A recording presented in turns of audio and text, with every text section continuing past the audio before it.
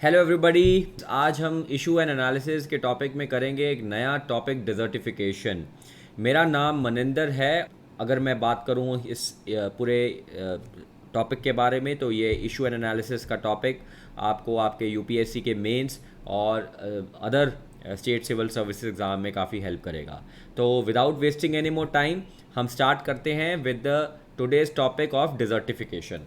देखिए, डिज़र्टिफिकेशन के टॉपिक को अगर हमें समझना है तो हमें ये समझना है कि what exactly is the meaning of desertification. देखिए, कोई भी एरिया जो है उसमें से एग्रीकल्चर प्रोडक्शन होती है, फूड प्रोडक्शन होती है, यानी कि वो एरिया उपजाऊ या फिर फर्टाइल होता है। जैसे जैसे उस एरिया की fertility due to various reasons down जाना शुरू कर देती है, यानी कि वो एरिया इनफर्टिलिटी की तरफ जा रहा होता है, तो हम बोलते हैं कि that particular region is facing desertification. So desertification is basically turning of an productive land into an unproductive land. यानी कि बेसिकली द आइडिया इज़ कि कोई भी एग्रीकल्चर लैंड जो है वो अगर डेजर्ट बनती जाए तो उस प्रोसेस को हम डिज़र्टिफिकेशन बोलते हैं। सो डेजर्टिफिकेशन के बहुत रीजंस हो सकते हैं। नेचुरली भी डेजर्टिफिकेशन होती है, लेकिन मैन मेड या फिर ह्यूमन मेड डेजर्टिफिकेशन भी होती है। अब ये क्यों पढ़ रहे हैं, इसके क्या रीजंस हैं? देखिए, ये एनवायरनमेंट का बहुत ही इंपॉर्टेंट टॉपिक है, जैसे मैंने आपको बताया, और इनफैक्ट ये हमारी लाइफ के लिए भी बहुत इंपॉर्टेंट है। Because once the land, more and more land is becoming desert, आप खुद इमेजिन कर सकते हो कि फूड सिक्योरिटी को इसका काफ़ी इम्पैक्ट हो सकता है। फूड सिक्योरिटी अगर नहीं रहेगी तो it is going to be a national security issue, and definitely it is going to affect the livelihood of millions and millions of populations of India as well as of the world. तो इस वजह से ये topic काफ़ी important है, not just for your exams but also for your life as well. तो start करते हैं with the basics of desertification. सबसे पहली चीज़ कि डिज़र्टिफिकेशन की डेफिनेशन देख लेते हैं। जैसे मैंने आपको बताया कि डिज़र्टिफिकेशन एक टाइप की लैंड डिग्रेडेशन को बोला जाता है। लैंड डिग्रेडेशन का मतलब है कि विद टाइम जब ज़मीन अपनी एग्रीकल्चर प्रोडक्टिविटी में डिग्रेड होना शुरू हो जाए, डाउन होना शुरू हो जाए, तो हम उसको डिज़र्टिफिकेशन बोलते हैं। धीरे धीरे करके वो अपनी वाटर बॉडीज़ भी लूज़ कर जाती है। मतलब हम वाटर बॉडीज़ की अगर बात करें तो वाटर बॉडीज़ दो टाइप की होती है, एक अंडरग्राउंड वाटर बॉडी और एक overground water body. Overground water body में हमारा पॉन्ड, हमारे लेक्स, हमारे रिवर्स, हमारे वेटलैंड्स आ जाते हैं। तो जब ये सब चीज़ें ख़त्म होनी शुरू हो जाती हैं तो हम उस पूरी चीज़ को बोलते हैं कि डिज़र्टिफिकेशन हो रहा है। And definitely it is going to negatively affect the food production, livelihood etcetera. Negatively का मतलब है कि हमारी फूड प्रोडक्शन डाउन चली जाएगी अगर कुछ एरियाज़ में पानी नहीं बचा, और साथ साथ में जो भी लोग उस पर्टिकुलर एरिया से कनेक्टेड हैं, यानी कि उनकी लाइवलीहुड्स हैं, उनकी इनकम्स वहाँ से जनरेट होती हैं, वो भी नेगेटिवली अफेक्ट होंगी once that area is going to become desert. Land degradation या डेजर्टिफिकेशन, जैसे मैंने आपको बताया कि it is caused by multiple forces. Multiple forces का मतलब है कि यहाँ पे ह्यूमन फैक्टर भी इन्वॉल्व है और नेचुरल फैक्टर भी इन्वॉल्व है। लेकिन नेचुरली जो डेजर्टिफिकेशन होती है वो स्लो और ग्रेजुअल होती है, इसलिए वो टाइम दे देती है to the flora and fauna of that area to adapt. लेकिन जो ह्यूमन मेड या फिर एंथ्रोपोजेनिक एक्टिविटी से होने वाली डेजर्टिफिकेशन है वो काफ़ी ज़्यादा फास्ट, स्पॉन्टेनियस और अनसर्टन होती है, जिसकी वजह से जो फ्लोरा एंड फौना है, यानी कि जो बायोडाइवर्सिटी है, वो अडेप्ट करने के लिए उसको समय नहीं मिलता और वो लूज़ कर जाती है। So desertification has somewhere down the line link to the loss of biodiversity that we as human species are facing in the world. So बहुत इंपॉर्टेंट हो जाता है ये चीज़। अब नेक्स्ट क्वेश्चन, सिंपल सा क्वेश्चन ये आता है कि ऐसे क्या रीजंस हैं डेजर्टिफिकेशन के, यानी कि what are the causes of desertification. देखिए, सबसे इम्पॉर्टेंट और सबसे इम्पॉर्टेंट और सबसे अहम जो कॉज है वो है वाटर स्टोरेज का। वाटर स्टोरेज जो है वाटर शॉर्टेज का। वाटर शॉर्टेज, जैसे आपको बताया कि पानी की कमी होती जा रही है, हमारे ओवरग्राउंड और हमारे underground sources of water deplete होते जा रहे हैं। जैसे ग्राउंड वाटर टेबल डिक्रीज़ करता जा रहा है। जैसे हम पंजाब की बात करते हैं तो पंजाब का जो साउथ वेस्ट एरिया है, यानी कि मालवा रीजन है पंजाब का, वहाँ पे अंडरग्राउंड वाटर ख़त्म होता जा रहा है, डिप्लीट होता जा रहा है, डार्क जोन्स बढ़ते जा रहे हैं। इसका रीज़न मेन एग्रीकल्चर प्रैक्टिस है, यानी कि जो पैडी कल्टीवेशन कर रहे हैं और उसमें जो इंसेसेंट वाटर रिमूवल किया जा रहा है, वो कहीं ना कहीं रीज़न है कि उस एरिया में पानी ख़त्म होता जा रहा है। और आने वाले टाइम में जब पानी नहीं बचेगा तो फिर ये सारा का सारा एरिया अनप्रोडक्टिव और इनफर्टाइल हो जाएगा and it is going to lead to desertification. Second most important reason है डिफॉरेस्टेशन। हम अपने फॉरेस्ट को क्लियर कर रहे हैं, चाहे वो हमारा अर्बन फॉरेस्ट है, चाहे वो रूरल फॉरेस्ट है, और हम वहाँ पे अर्बनाइजेशन या फिर इंडस्ट्रियलाइजेशन कर रहे हैं।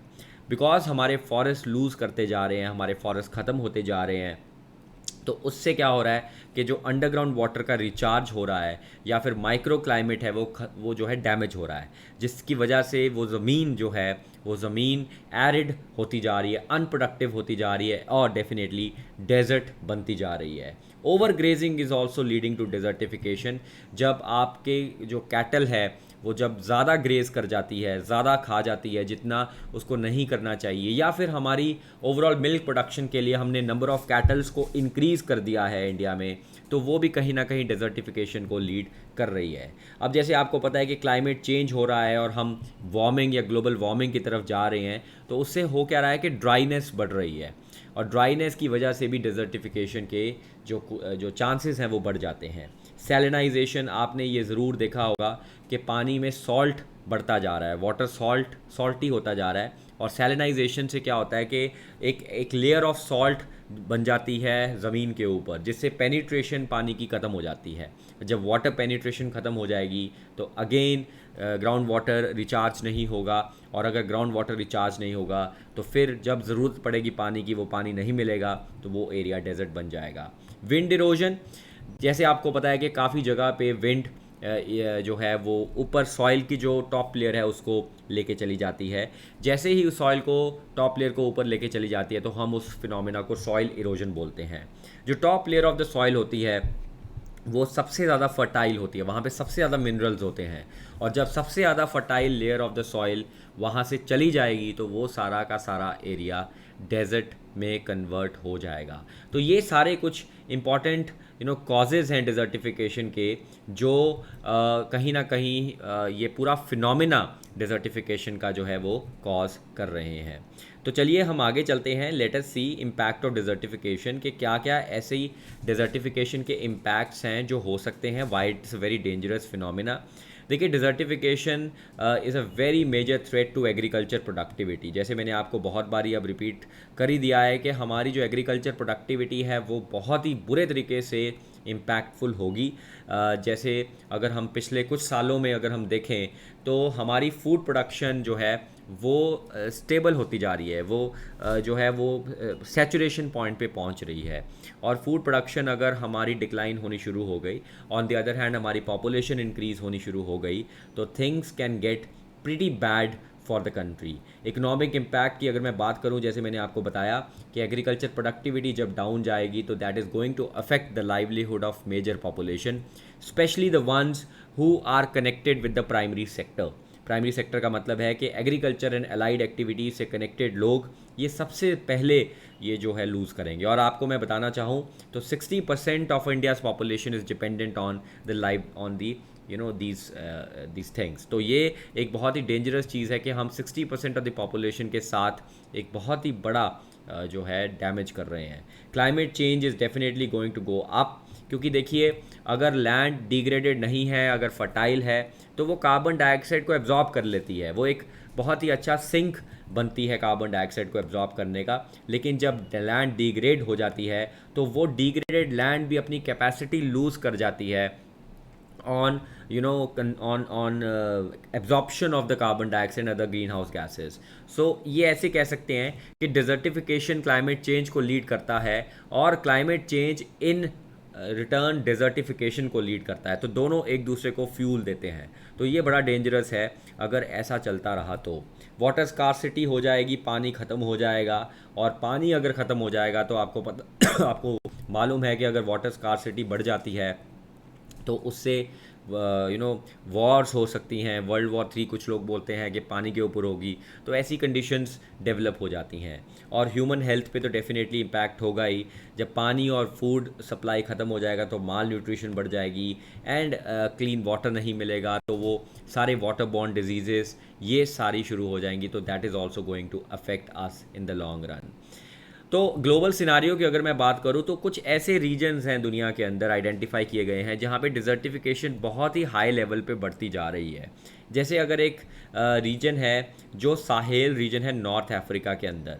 साहेल रीजन अगर मैं आपको थोड़ा सा इसका मैप दिखाऊं तो Sahel region basically is a region जो सहारा डेजर्ट के बिल्कुल साउथ में है। अगर आप ये देखो तो ये पूरा का पूरा जो रीजन है जो सहारा डेजर्ट के बिल्कुल साउथ वाला रीजन है, यानी कि जो ऑलमोस्ट अफ्रीका के वेस्टर्न अफ्रीका से स्टार्ट होके ईस्टर्न अफ्रीका की तरफ जाता है, ये जो पूरा स्ट्रिप है।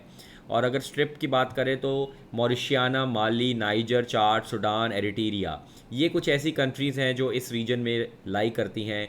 ये पूरा का पूरा एरिया हमारा साहेल रीजन है और ये मैसिव डिज़र्टिफिकेशन के प्रोसेस से जा रहा है, जिसकी वजह से यहाँ पे फूड इनसिक्योरिटी की प्रॉब्लम्स आ रही हैं। इनफैक्ट काफ़ी बार टाइम टू टाइम ये देखा गया है कि इस रीजन में बहुत ही सिवियर फेमिन्स भी देखने को मिले हैं, यानी कि बहुत ही हंगर और फेमिन लाइक कंडीशंस देखने को मिली है। छोटे छोटे बच्चे माल नरिश्ड और वो सारी चीज़ें देखने को मिलती हैं। तो ये ग्लोबल सिनारियो में सबसे बड़ी प्रॉब्लम इस रीजन में देखने को मिल रही है डिज़र्टिफिकेशन की। अब इस चीज़ को सॉल्व करने के लिए जो यहाँ की 11 अफ्रीकन गवर्नमेंट्स हैं, इन्होंने एक बहुत ही इंटरेस्टिंग प्रोजेक्ट स्टार्ट किया है, the great green wall initiative. तो जैसे आप यहाँ पे देख रहे हो तो ग्रेट ग्रीन वॉल इनिशिएटिव इन्होंने स्टार्ट किया है।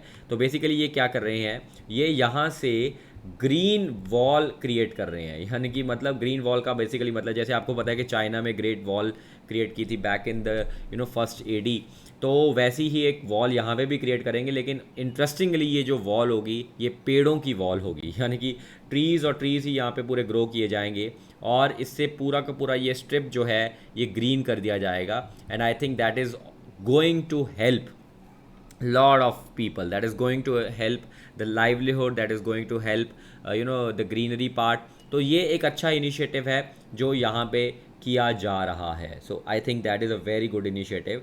सेकंड जो इम्पॉर्टेंट रीजन है जहाँ पे काफ़ी बार ये न्यूज़ में रहता है कि ये भी डिज़र्टिफिकेशन के प्रोसेस से निकल रहा है, ये रीजन है मुरे डार्लिंग बेसिन का।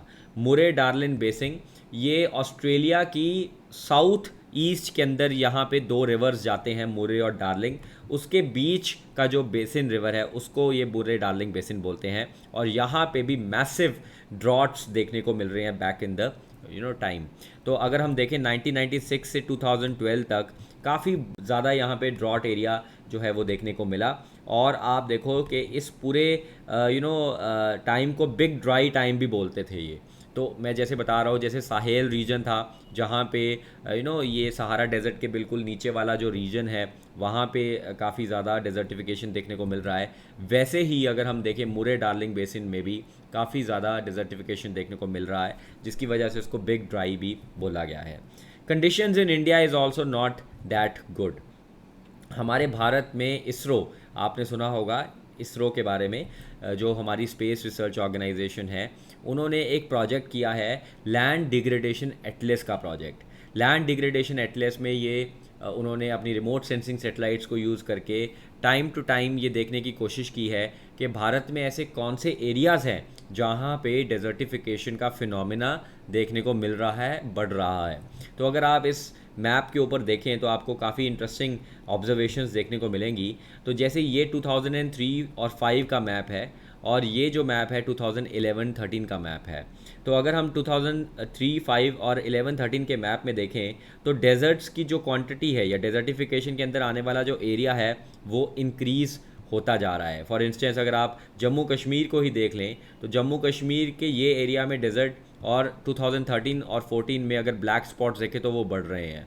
और सिमिलरली नॉर्थ ईस्ट में देखिए आप, यहाँ पे तो बिल्कुल भी कोई ब्लैक स्पॉट नहीं था बैक इन 2003 एंड 5 के बीच में, लेकिन जब हम 13 की बात करते हैं तो ब्लैक स्पॉट इंक्रीज़ हो गया है। तो ये डेटा भी यही बोलता है कि over 25% of India's land area is undergrowing desertification.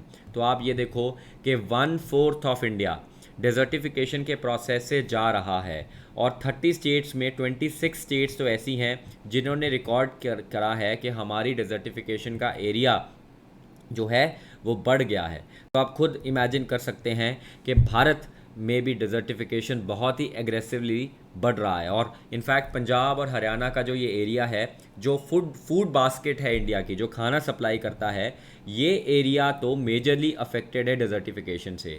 तो इमेजिन करके देखिए कि आने वाले समय में जो फूड बास्केट है, जो खाना सप्लाई कर रही है स्टेट्स, अगर वो स्टेट्स ही डिज़र्टिफिकेशन के प्रोसेस से जा रही होंगी तो क्या हाल होगा। ये बहुत ही डेंजरस चीज़ देखने को मिल रही है। अब क्वेश्चन ये आता है कि क्या दुनिया में या भारत में कुछ ऐसे इनिशिएटिव्स नहीं हो रहे जो डेजर्टिफिकेशन को रोक सकें? जी हाँ, हो रहे हैं। एक बहुत ही इंपॉर्टेंट कन्वेंशन साइन किया गया है back in the day, United Nation Convention to combat desertification, जिसको फेमसली यूएनसीसीडी बोला जाता है। और ये कन्वेंशन 1994 में इस्टेब्लिश किया गया था, और ये कन्वेंशन उसी टाइम इस्टेब्लिश किया था जब यूएनएफसीसी, जो क्लाइमेट चेंज को फाइट करने के लिए कन्वेंशन थी, तभी इसको साइन किया गया था। एक अर्थ समिट हुई थी और उस अर्थ समिट में ये कन्वेंशन साइन किया गया। India is definitely a signatory to this convention, और रेगुलरली हम इनकी कॉन्फ्रेंस ऑफ पार्टीज़ में जो है अपनी अटेंडेंस देते हैं। कंट्री भी, जैसे मैंने आपको बताया कि एक लैंड डिग्रेडेशन न्यूट्रलिटी स्टेटस उन्होंने कमिटमेंट दी है हमारे भारत ने कि हम लैंड डिग्रेडेशन न्यूट्रल स्टेटस 2030 तक अचीव कर लेंगे। देखिए, लैंड डिग्रेडेशन न्यूट्रल का मतलब ये समझना है कि सपोज़ आपके पास ज़मीन है और वो ज़मीन का कुछ एरिया डेजर्ट बन गया है। अब आपको उसको रिवर्स करना है एंड उसको दोबारा से उसकी प्रोडक्टिविटी उसी लेवल पे लेके जानी है जैसे वो नेचुरली होती थी। इस प्रोसेस को हम बोलते हैं लैंड डिग्रेडेशन न्यूट्रलिटी, और यूएनसीसीडी लैंड डिग्रेडेशन न्यूट्रलिटी के ऊपर काफ़ी ज़्यादा फोकस कर रही है। भारत में जो हमारी मिनिस्ट्री ऑफ एनवायरनमेंट अफेयर्स है, ये नोडल मिनिस्ट्री है for the implementation of UNCCD.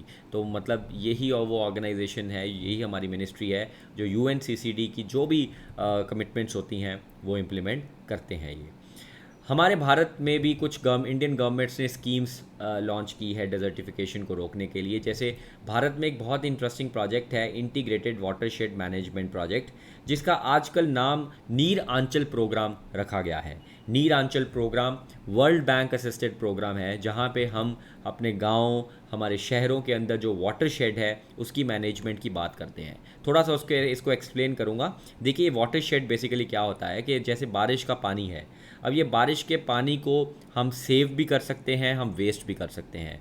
जो भी हम प्रिंसिपल्स इस बारिश के पानी को सेव करने के लिए लगाते हैं उसको हम वाटरशेड मैनेजमेंट प्रोग्राम बोलते हैं। तो वाटरशेड मैनेजमेंट में हम बारिश के पानी को सेव करते हैं, जिसमें water harvesting, rain water harvesting आ जाता है। फिर जैसे हम एग्रीकल्चर प्रैक्टिसेस ऐसी कर लेते हैं, या फिर हम कोशिश करते हैं कि स्लोप को रिड्यूस करते हैं या पानी की स्पीड को कम करते हैं ताकि पेनिट्रेशन वाटर की बढ़ सके। तो ऐसी कुछ मैनेजमेंट टेक्निक्स यूज़ करते हैं ताकि रेन वाटर हार्वेस्टिंग हो सके। ये एक अच्छा मेथड है हम डेजर्टिफिकेशन के साथ जो फाइट कर रहे हैं। इसके अलावा भारत में बहुत पुराना एक डेजर्ट डेवलपमेंट प्रोग्राम भी है, यानी कि हमारे भारत के जो डेजर्ट्स हैं इनकी डेवलपमेंट करनी है, इनके डेजर्ट्स के अंदर हमें पानी लेके जाना है। जैसे एग्जांपल के अगर तौर पे मैं बताऊं, इंदिरा गांधी कैनाल है जो राजस्थान में जैसलमेर तक जाता है, और वो पानी, कैनाल का पानी वहाँ के डेजर्ट्स यूज़ करते हैं to produce arid crops like bajra, jowar, ragi and वो सारे क्रॉप्स। तो ऐसे एरियाज़ जो ऑलरेडी डेजर्ट हैं, हॉट डेजर्ट्स हैं, चाहे राजस्थान के हों, चाहे कोल्ड डेजर्ट एरियाज़ है जम्मू एंड कश्मीर वगैरह एरियाज़ के, ये सारे एरियाज़ के अंदर हम डेजर्ट डेवलपमेंट प्रोग्राम कर रहे हैं टू मेक श्योर के डेजर्ट्स जो बच जाएं और एक्सपैंड ना हो, सबसे इम्पॉर्टेंट है। फिर भारत में 2014 में जो प्रेजेंट गवर्नमेंट ऑफ इंडिया है, उन्होंने एक बहुत इंटरेस्टिंग मिशन लॉन्च किया था, national mission on green India. तो कोशिश ये है कि 10 साल के अंदर अंदर हम 33% जो फॉरेस्ट कवर होना चाहिए किसी भी कंट्री का उसको अचीव कर लें। और इसमें हम थोड़ा सा ग्रेजुअली इम्प्रूव कर ही रहे हैं। पीछे 21% के अराउंड होता था, अब 24% के अराउंड फॉरेस्ट कवर हो चुका है। So that's a very good information. इसके अलावा जैसे हमने बताया कि लैंड डिग्रेडेशन न्यूट्रलिटी के लिए भारत की सरकार इस चीज़ के लिए कमिटेड है और कोशिश है कि सस्टेनेबल डेवलपमेंट गोल जो हमारा 15.3 है उसको हम अचीव करें और डेफिनेटली वो इसके अंदर भी हम उसको लेके आएँ. So that is also a thing that we are going to do. इसके अलावा बहुत इंटरेस्टिंग है कि हम कुछ ऐसी टेक्नोलॉजीज़ यूज़ कर सकते हैं टू कम्बैट डेजर्टिफिकेशंस. ये सारी टेक्नोलॉजीज़ हमारी एग्रीकल्चर प्रैक्टिसेस के साथ रिलेटेड है. हमारे गांव में हमारे सरपंच, हमारे पंचायतें कर सकती हैं, फार्मर्स को एजुकेट कर सकती हैं. तो ये अगर कुछ टेक्नोलॉजीज़ हम ले आएँ तो उससे भी डेजर्टिफिकेशन काफ़ी हद तक सॉल्व हो सकती है. जैसे कि हम इरिगेशन में इम्प्रूवमेंट्स लेके आएँ, तो हम कोशिश करें कि पानी को फ्लड ना करें, हम माइक्रो इरिगेशन टेक्निक्स यूज़ करें, क्योंकि जब पानी फ्लड होता है तो दैट लीड्स टू सैलिनाइजेशन और सैलिनाइजेशन लीड्स टू एक ऐसी लेयर जो है वो जम जाती है, टॉप लेयर, जिससे वाटर की पेनिट्रेशन कम हो जाती है and it goes and affects the underground water. Crop rotation हमारी साइंटिफिक होनी चाहिए. कहने का मतलब है हमें वो पहले क्रॉप ग्रो करनी चाहिए जो क्रॉप कम पानी ले, फिर हम वो क्रॉप ग्रो करें जो ज़्यादा पानी ले. तो ऐसी साइंटिफिक क्रॉप रोटेशंस हों तो definitely it is going to help us. Terracing और कंटूर बंडिंग और विंड ब्रेक्स, ये बेसिकली इनका लॉजिक है to prevent water and soil erosion. और जैसे जैसे वाटर और सॉइल इरोजन प्रिवेंट होगा डेफिनेटली उससे क्या होगा कि डिजर्टिफिकेशन कहीं ना कहीं रुकेगी.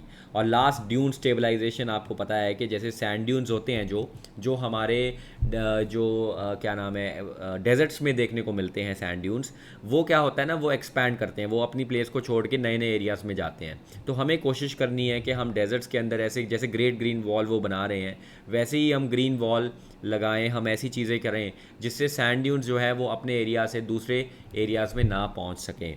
तो ऐसे कुछ चीज़ों को यूज़ करके हम डेजर्टिफिकेशन को डेफिनेटली कॉम्बैट कर सकते हैं. चलिए आखिरी में देखते हैं हम एक पोटेंशियल मेंस क्वेश्चन जो लास्ट ईयर आई थिंक आया था, और इस क्वेश्चन को आप अपने अपने घरों में अटैम्प्ट करना, अपने रूम में अटैम्प्ट करना. क्वेश्चन है, the process of desertification does not have climate boundaries, justify with examples.